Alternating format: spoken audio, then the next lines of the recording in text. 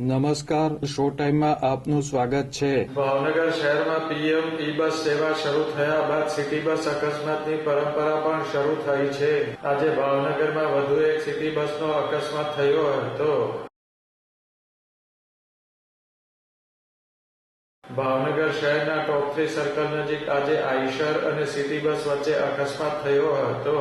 અકસ્માતની આ ઘટનામાં સિટી બસને નુકસાન થયું હતું.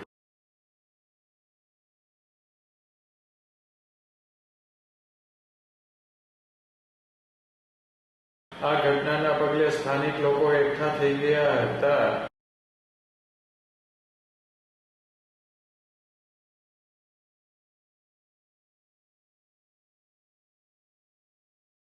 કેન્દ્ર સરકાર દ્વારા ભાવનગર શહેરના લોકોને સિટી બસ સેવાનો લાભ મળે તે માટે કરોડો રૂપિયાના ખર્ચે ઈ બસ ફાળવવામાં આવી છે.